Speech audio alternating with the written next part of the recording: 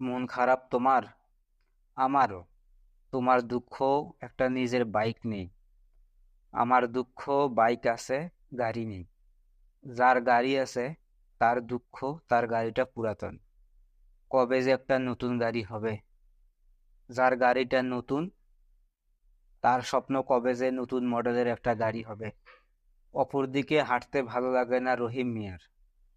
তার স্বপ্ন পকেটে কয়টা টাকা থাকলে সে বাসে যেতে পারতো। সোবহান মিয়ার কিছুই চাওয়ার নেই এই জীবনে।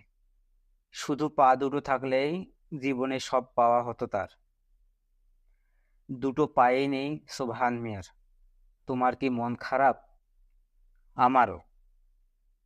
তোমার দুটো মেয়ে আছে, কোনো ছেলে নেই।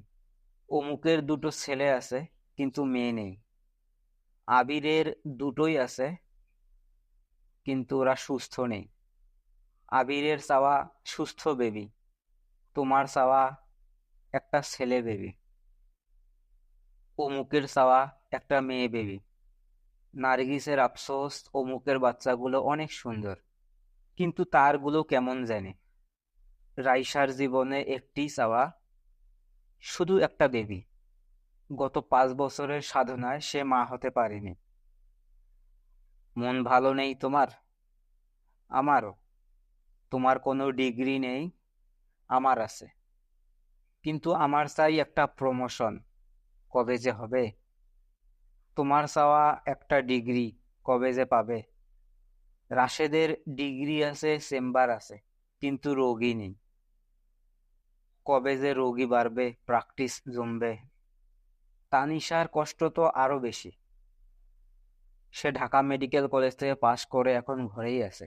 সন্তানের চাপে আর ডাক্তারি করতে পারছে না সে। অপরদিকে চিটাগাঙ্গের তানিয়া, সে জীবনে সব আশাই ছেড়ে দিয়েছে।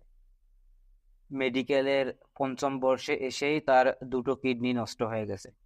ডায়ালাইসিস করে জীবন চলে তার। সে আর ডাক্তার হতে চায় না। আহা, কেউ যদি তাকে একটা কিডনি দিয়ে বাঁচিয়ে দিত। মনে কষ্ট তোমার? আমারও। তোমার একটা বাড়ি নেই, আমার আছে, কিন্তু সেটার কন্ডিশন ভালো নেই। কবে যে একটা ভালো বাড়ি বানাবো। প্রিয়ারও দশা ছিল একই। ওর কিছুই ছিল না, আজ একাধিক গাড়ি, একাধিক বাড়ি।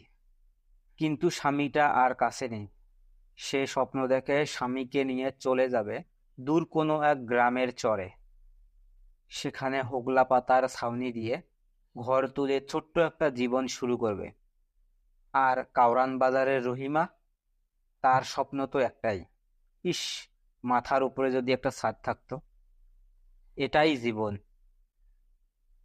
চাহিদা প্রাপ্তি থেকে সর্বদা সমান দূরত্ব বজায় রাখে। প্রাপ্তির খাতা যত লম্বা হয়, চাহিদার পর্দাটা ততই বড় হয়। চাহিদা আর প্রাপ্তির দূরত্বটা তাই সর্বদাই সমান। উঁচু নিচু, ধনী গরিব, সবার জন্যই এটা প্রযোজ্য। কি দরকার তাই মন খারাপ করে? আসো না ভালো থাকি। খারাপ থাকার দৈত্যটাই না হয় খারাপ থাকুক।